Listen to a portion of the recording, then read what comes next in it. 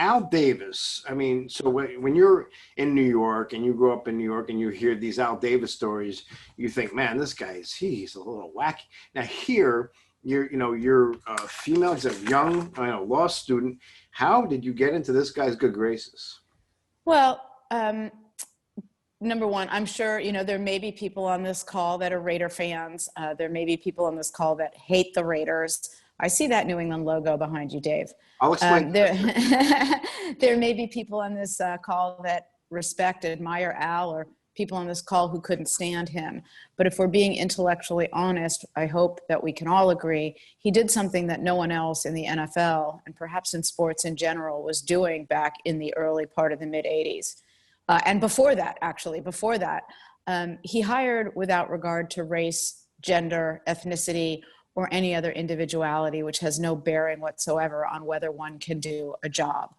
And I will forever appreciate the opportunity he afforded me, because there was no other owner in the NFL at the time who was going to hire a girl. And that's what I was. I was a kid. How we ended up working together for almost 30 years, I think, is in large part due to the biggest misconception about Al. The biggest misconception is that you couldn't disagree with him. If that were the case, I would have been fired roughly 2 weeks into my job when I told him he was wrong. He walked into an office. I was sitting there with a colleague. He ripped into this guy. I mean, like I would imagine a velociraptor would have ripped into its prey. Mm. And after listening for kind of a while, like maybe he was ripping into this guy, I don't know, 10 minutes, 5 minutes, 15 minutes, whatever it was. I said, "Excuse me, you're wrong." And his head spun around. It was like Linda Blair in The Exorcist, only there was no green stuff coming out. And I said, and he looked at me like, "What did you," like the expression on his face was incredulity. And I said, "Look, if the facts upon which you were basing your conclusion were accurate, well, then that would be a fair conclusion. But you're basing your conclusion on inaccurate data, inaccurate information." And he yelled and I yelled and he yelled, and we just screamed back and forth. And I didn't know it at the time, but a bunch of employees had gathered in the hallway outside my office, or outside the office in which we were sitting. It wasn't my office. I didn't have an office. I worked in my office was a desk in a closet. But one of the women even brought a bunch of cartons because she thought I'd have to pack my stuff. And by the way, I didn't have any stuff. But after we argued for a while. And afterwards, he, kind of after a heated argument, he looked at me and said, "Oh, okay, I got it. I gotcha." And we moved on. And that set the tone for our relationship for almost 30 years, where I disagreed with him more than I agreed with him. But at the end of the day, I recognized that it was his business. He owned it. I didn't own it. So he had final say, and it was my job to implement his decision and make the best of it I could, even if I didn't agree with it. Okay. All right. So your story actually reminded me, and Rob, by the way, Rob Adams has joined us. He was on the Clubhouse show when we had you on the radio maybe a year or so ago. And I know Rob will appreciate this, but your story reminded me of the Mary Tyler Moore show. And these guys won't get it. They're too young, like you said. But there's an episode where Lou Grant says to Mary Tyler Moore, "You got spunk, kid." And she smiles and he says, "I hate spunk." I actually remember that episode. Yeah. Yep. So, okay, now you brought it up. I was going to save this to the end, and I wasn't going to reference that you're seeing about I married a Patriots fan, okay? And this is what I've done to my kids. I've tortured them with that upper team there, which you kind of told them how to find the end zone yesterday. So, so I was going to end with this, but since you brought up the Patriots, let's talk about what happened in that game. And I was happy. I was thrilled because I really loathe the Patriots. And in fact, the last Super Bowl, I went to the movies. I said to my wife, "I cannot watch this team in the Super Bowl again." So I went and watched Green Book. But the tuck rule. Yeah. That play. It made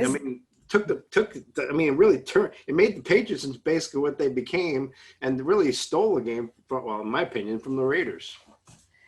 Well, I'll start by saying it was the wrong decision, and I'll go into all the legal reasons why. But Charles Woodson. But who said that? Wait, was that Tyrell? Tyrell? Yeah, Woodson. And I will tell you this: After I'll flash to the end of I'll tell you the Charles Woodson story at the end of this.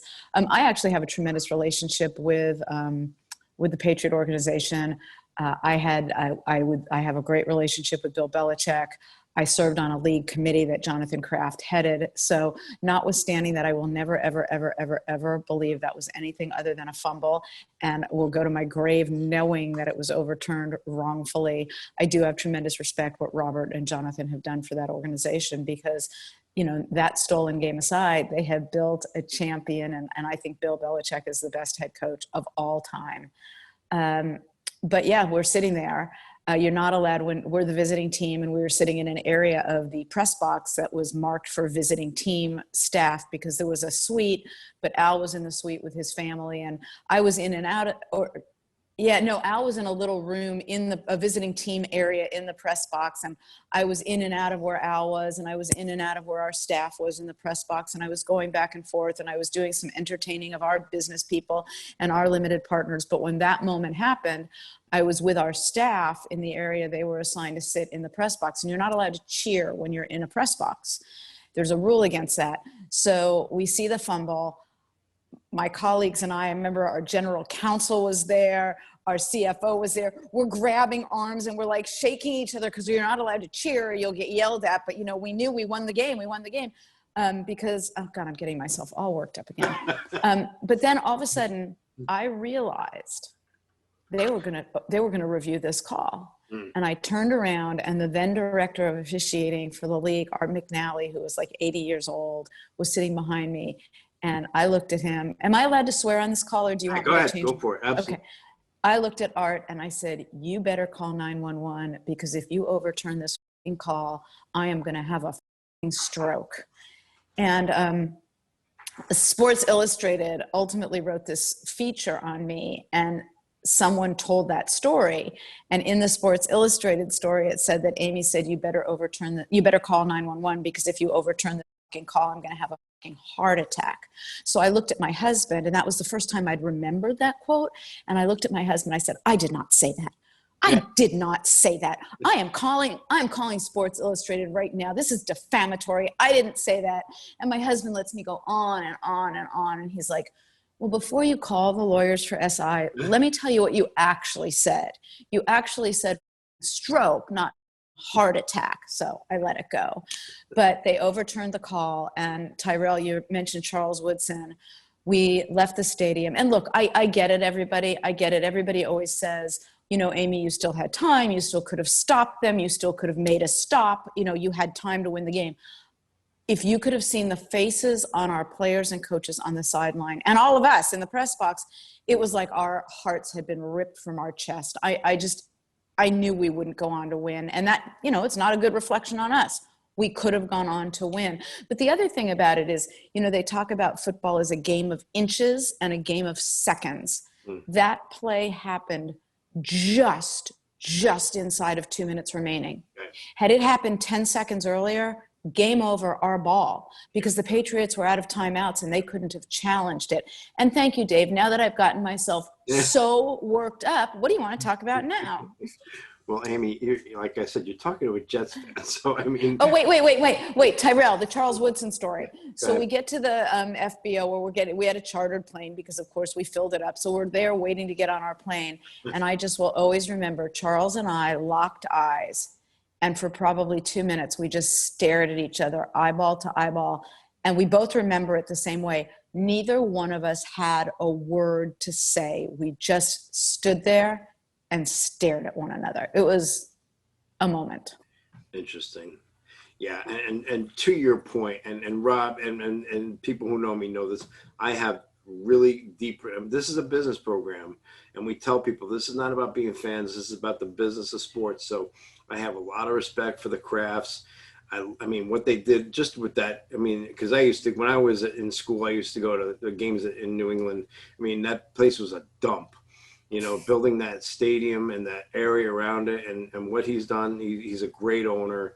And I mean, I just can't stand them winning anymore. So, but at the end of the day, that's on me. So, So, Amy, tell us. I mean, so is the game better now? I mean, a lot of rule changes. I mean, I grew up, I was 8 years old when the Jets won the Super Bowl, and they sold their soul for that, and I've been, that's it. Now we're on a 100-year rebuild, but at the end of the day, there's so many changes to the game. Whether it's the hits, replay, is the game better?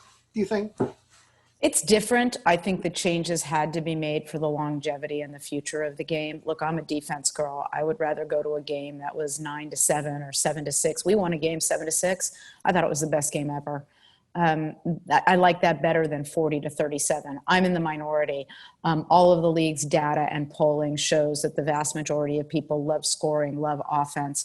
But beyond that, you guys looking to go into the business of sports all know about all the current, not only discussion and literature and debate, but of the litigation, I'm sure, and the liabilities associated with the potential of CTE and concussions.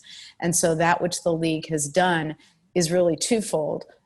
A lot of the rule changes. Look, you don't have guys, there's no more forearm shiver. There's no more just totally decking someone. All these protections are in, and they're twofold. They're, you'd like to believe first and foremost that they're about the health and well-being of the athlete, but they're also about the economics of the game.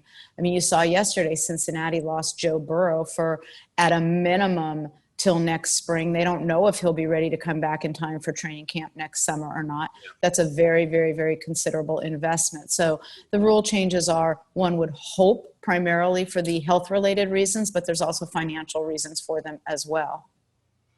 Okay, what about officiating? Tell me your thoughts on officiating. A lot of people think officials should be, hired full time, training year round, etc. It kind of drives me. The replay is great, but when you're sitting there and it's like so obvious, to us, the user, the end user, the watcher, that okay, this is what happened, and yet 3 minutes, 4 minutes, 5 minutes later, they're still trying to. It's like, come on, guys, what are you looking at? I mean, I guess my thoughts are severalfold. It's imperfect. It's not science. There's going to be human error. Look, if you've ever watched a game from the sideline, and if you join a football team and have the opportunity to do so, I encourage you to spend some time on the sideline, because the first time I ever watched anything from the sideline, the speed at which the game is played, the speed, the impact, the power, the collisions, the size of the men. Imagine being on the field with that, having to run as fast as you could to keep up with that, but staying out of everyone's way so you, A, don't in any way impede or impact the play, and B, don't get killed. It's an imperfect science. It's not even a science. So I guess I have several views. Number one, you got to accept that it's not going to be perfect.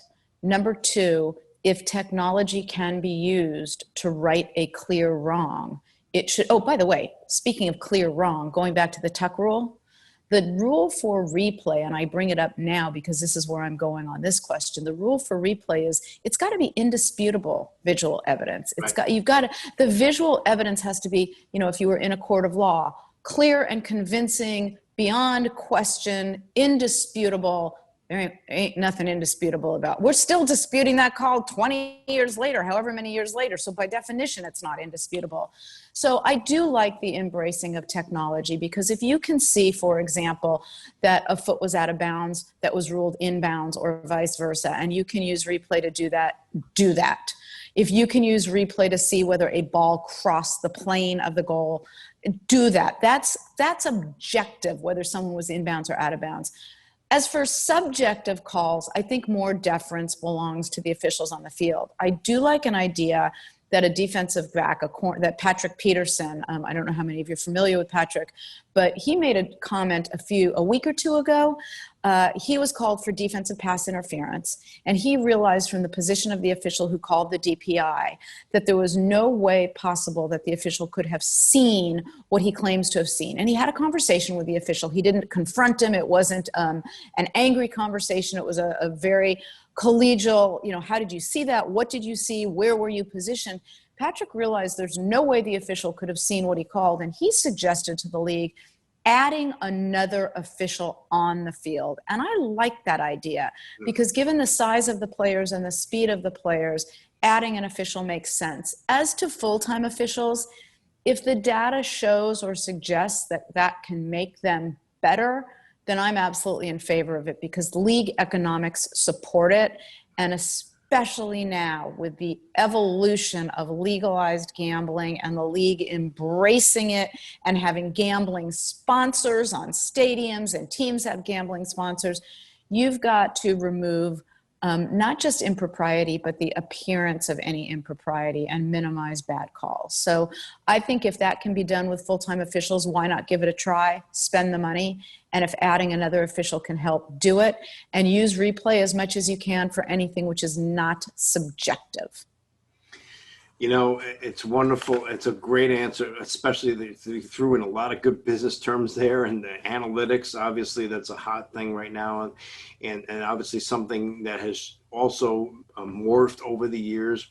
You were with the team for 30 years. A move from Oakland to LA, back to Oakland, now to Vegas. So, I mean, it's a business. We all know it's a business, and at the end of the day, you know.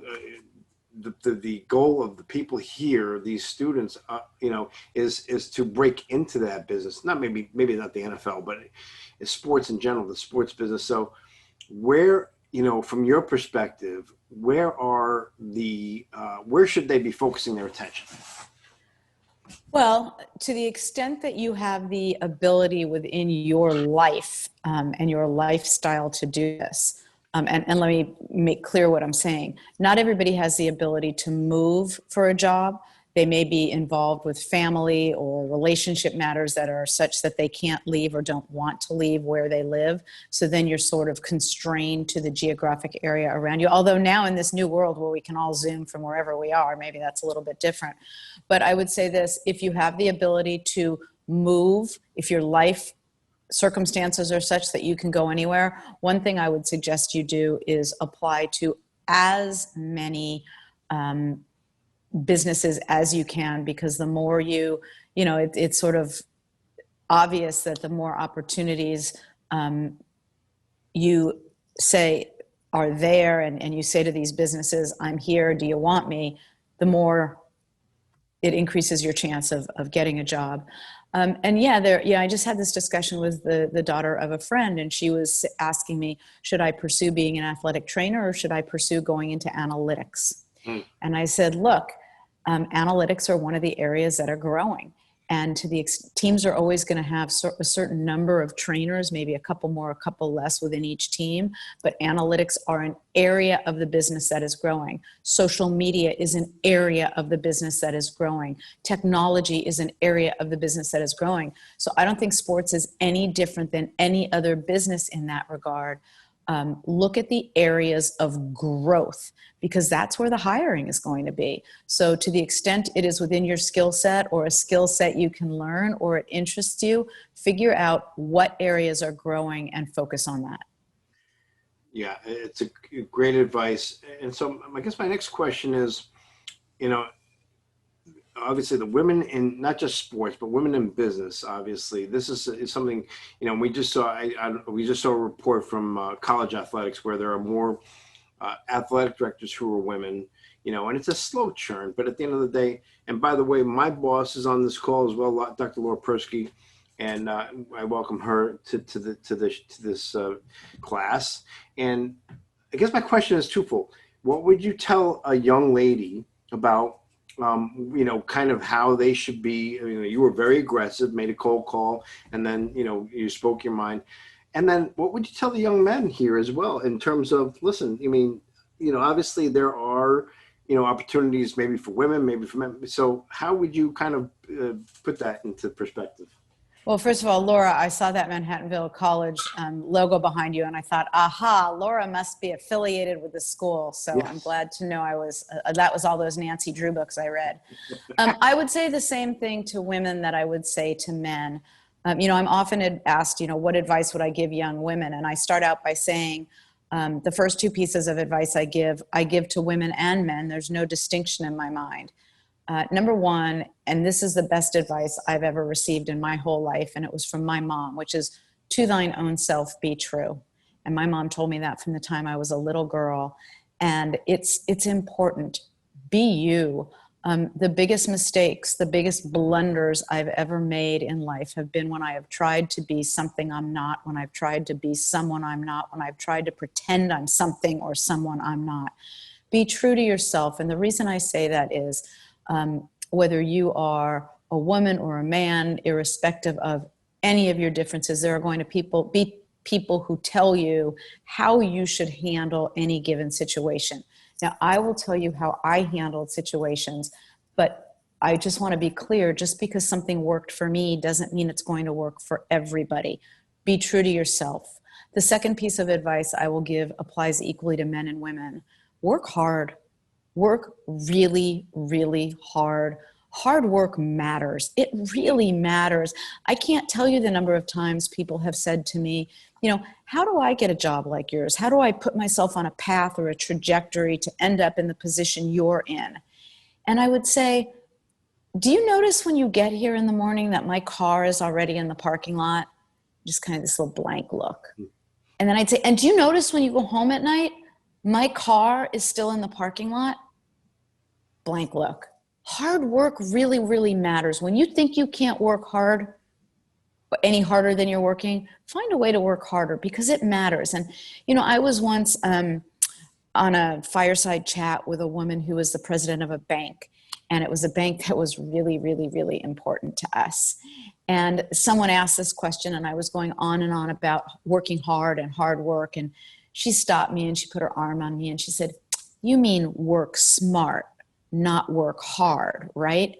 And I thought for a minute, like, I cannot piss this lady off because we need this line of credit. But I thought about it and I said, no, I mean work hard. You hear that expression all the time now, work smart. Well, first of all, I don't even know what it means to work stupid. I mean, nobody wants to work dumb. So yeah, work smart, but work hard. They're not mutually exclusive. And the third piece of advice I will give specifically to women. I never spent one moment thinking about my gender.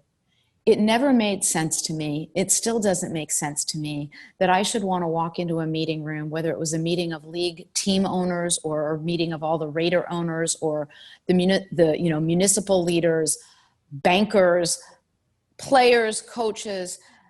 It just didn't make sense to me to walk into a meeting thinking about my gender if my expectation and my hope was that nobody in that room was thinking about my gender. I just didn't think I thought it was kind of crazy for me to expect you, whoever the you is, not to be thinking about the fact that I'm a woman if I'm thinking about the fact that I'm a woman. The second piece of that is I didn't want to waste my time. I mean, why am I going to waste my time thinking about my gender? If someone else wanted to waste their time, have at it, waste your time, because you know what? Advantage me. I did my job without thinking about my gender. And people ask me a lot, have I been tested?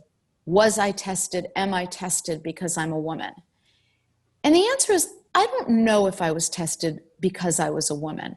I may have been tested because I was the youngest person in the group of people with whom I was working. I may have been tested because of my gender. Let's assume I was. Okay, let's assume I was tested because of my gender. You know what? People are tested all the time. They're tested because of their race, their ethnicity, their gender, their age, their educational background, their seniority. And I know this, the best thing to do when you're tested is to pass the damn test. So that's where I think you spend your energy. I don't think you spend your energy thinking, am I being tested? I think you spend your energy figuring out how to pass the damn test. Yeah. Listen, I have a 6:43 Eastern. I told you we'd get you out of here, and you have 2 minutes. Rob, you're the professional interviewer. Any thoughts from you for Amy before we go? No, I think it's been fantastic. Amy, I will say that you were spot on, and I tweeted this earlier about Joe Burrow. I will add that because I saw what you said back in October. So kudos to you, right on the money. Well, and it's the kind of thing I tweeted, I talked about it on TV in October, that you really need to do a risk reward analysis when you're playing a rookie who's getting battered around as badly, or playing anybody. But Burrow was getting hit just crazy numbers of times. And I said, you got to do a risk reward analysis, a current versus future analysis. And all I will say is that's not the type of prediction you want to be right on. I would rather have been wrong and for him not to be hurt. And I hope he gets well fully and quickly. Amen. And hope he gets well. But I have to share with you, Amy, I am a Jets fan. I grew up on Long Island. I was 8 years old when they won the Super Bowl, and Joe Namath I mean, the goal really, and you guys, the Raiders, the goal was to take them out of the game and to take those knees out. So it is a different game, and now he would be more protected. But well, I will tell you a quick Jet story since your you're time, and I know, and I'm so sorry. I'm so No, rushed. no. And by the way, I apologize that I couldn't answer your earlier email. I was getting yelled at for not being on the radio, and I'm just really sorry I couldn't answer that. But so we played the Jets in Los Angeles. And it was my grandma's umpteenth birthday. I don't know what it was, but all our cousins came in from all across the country. And I have these cousins, an uncle and a cousin are huge, huge, huge Jets fans. And we're playing the Jets in the LA Coliseum. And after the game, we're all supposed to be going out for this huge dinner party for my grandma's birthday. And we were losing. The Jets were beating us. And being the mature person I am, I sent a note down to my husband in the stands. I had someone run it down. And I said, you tell them I'm not going to that. No, I don't think I said you tell them. I said, I'm not going to that fucking dinner if we lose this game. I'm just not going. You tell everybody I have to work. I'm not going to that dinner. Well, we came back, and with time expiring, Vince Evans handed the ball to Nick Bell, who ran it in, and we won. And I sent another note saying, I'll see you at dinner. I can't wait to be there. See you soon, Grandma. I was not going to that dinner if the Jets beat us. And by the way, let me tell all of you guys who are going into sports, and I wish you all the very, very, very best for success. This is the fun of sports. Sports, it is a big business. And if you go into sports and you get the job you dream, you're going to be dealing with business financial issues and business legal issues and very, very, very big business issues with tremendous economic consequences. But you're also going to get to enjoy the passion of sports. And you're also going to get to act like the 5-year-old I acted like that day when I said, I'm not going to that birthday party. The fun of sports is you're dealing with these tremendous business issues, legal issues, whether you're an agent or you work for a team or a league or you work for the sponsor or you're trying to sell sponsorships, whatever your role is, you get to have this passion and this fun. And I used to pinch myself at work and say, I have like the only job. I have all my friends where I get paid to have like ESPN on. I get to watch sports when I'm not in a meeting, and I get to act like a 5-year-old, and I get to figure out ways to rip things out and put them on the bulletin board in Kansas City when we're playing the Chiefs. So I hope you find the careers you dream of. I hope you succeed in every regard, and I hope you remember that it's okay to act like a 5-year-old at times. Oh, good for you. Listen, we have to have you back on the radio show because we have Love to. on the Big Three, right? We've had some from the Big Three, and also after you sign up here, I got to tell these guys about the Heidi game because they're too young. They don't know. Right, they are. About Heidi. Update and maybe put like. Do you guys have to take a final exam? Not in this course. No, they have a final project they've been working on. Actually, it's your book. They've read your book and they've decided. I didn't know that was the final project, but I did know, and I saw that beautiful, beautiful essay that I have to pull all-nighters on Saturday night Nice. I have to be in studio at 2 a.m. on Sunday morning, so I read it Saturday night, and it made me cry. Well, it was one of our students, and it was. Happy, sappy, mushy, gushy tears. Oh, okay, good. Well, listen, you're the best. We love you, and happy Thanksgiving. Thank you, and really good luck to all of you pursuing your dreams. And, even if you get told no 99 times, just hold out because that 100th time may be your dream. Amen. Thanks, Amy, so much. Bye, guys.